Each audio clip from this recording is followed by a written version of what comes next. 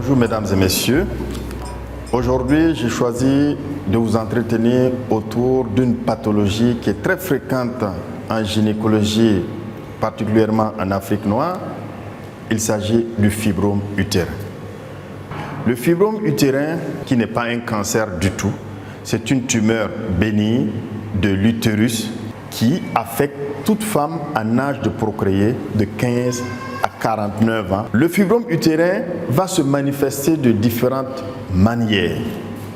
Il peut rester silencieux pendant de nombreuses années et être découvert à l'occasion d'une visite systématique ou la réalisation d'une échographie pour toute autre chose, comme le fibrome utérin peut se manifester à travers des symptômes qui attirent l'attention.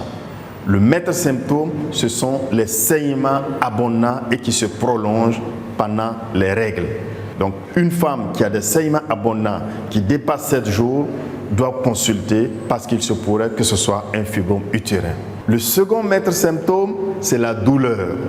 Le fibrome utérin peut donner des douleurs pelviennes à tout moment et même faire des crises douloureuses qui vont simuler une urgence pelvienne chirurgicale. Le fibrome utérin peut aussi compliquer la grossesse, comme ça peut perturber le travail de l'accouchement et même entraîner la réalisation d'une césarienne en raison d'une obstruction de la filière génitale par un fibrome. Comment se présente le fibrome schématiquement sur un appareil génital? Vous reconnaissez ici une coupe sagittale vue de profil de l'appareil génital. Vous avez l'utérus et vous avez le col ici avec le vagin. Sur une coupe transversale, vous reconnaissez ici donc l'utérus qui est là avec son col utérin qui s'ouvre sur le vagin. Vous avez les trompes qui partent de chaque côté et vous avez les ovaires tout au bout. Donc chaque femme a un utérus en situation normale, 2 trompes et 2 ovaires. Et quand vous regardez l'utérus, l'utérus a plusieurs couches. Vous avez une couche externe qu'on appelle la séreuse, une couche au milieu qu'on appelle le myomètre, qui est le muscle utérin. Voilà ça ici. Et puis une couche interne qui s'appelle l'endomètre, qui est en rouge.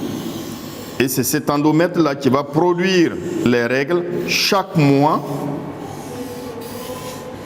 Pour une femme qui est bien réglée, chaque mois, cette partie de l'endomètre va produire les règles qui vont s'écouler à travers donc le vagin. Le fibrome utérin va se constituer à partir du muscle utérin. Et donc, ce sont des tumeurs qui peuvent se présenter comme ça, à l'intérieur, sans déformer l'utérus. On peut avoir des boules de tailles différentes. Voilà, le fibrome utérin. Vous pouvez également avoir ça au-dessus de l'utérus. Voilà, comme ça. Des fibromes utérins. Comme ça. Ça peut prendre toutes les tailles. Sa dimension peut aller de 1 cm jusqu'à 40 cm. Et vous avez ici également le fibrome qui peut apparaître comme ça. Voilà. Voilà. Tout ça, ça peut être des localisations de fibromes. Le fibrome également peut être à l'intérieur de la cavité utérine. Et dans ces situations, eh bien, ça va donner des règles qui sont des règles très abondantes en caillots qui vont se prolonger souvent au-delà même de 7 jours. Et ce fibrome qui est à l'intérieur de la cavité, il peut arriver que ça migre pour sortir ici et constituer une grosse boule dans le vagin, ce qu'on appelle le fibrome accouché par le col de l'utérus.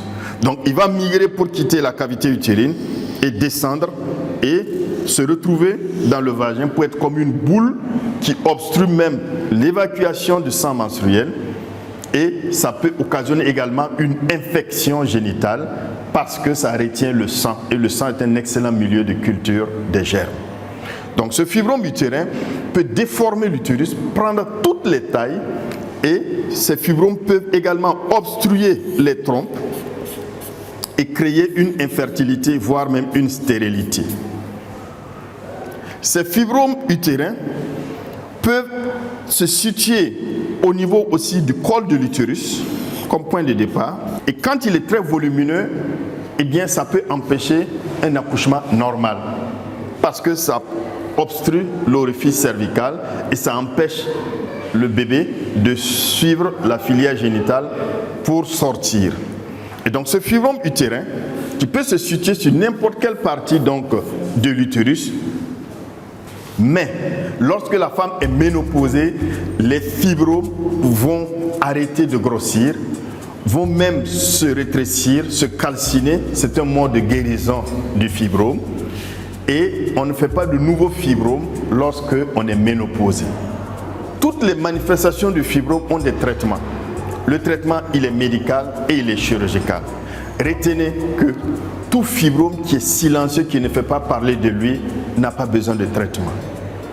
Aujourd'hui, il y a des techniques modernes qui permettent d'arrêter les fibromes, de donner un traitement par embolisation, de donner un traitement en utilisant des hormones, et dans les situations de volumineux fibromes, eh bien, c'est en ce moment que la chirurgie va intervenir pour enlever soit les fibromes ou enlever l'utérus entièrement lorsque c'est une femme en général qui a fini de procréer et qui n'en a plus ou qui est autour de la ménopause.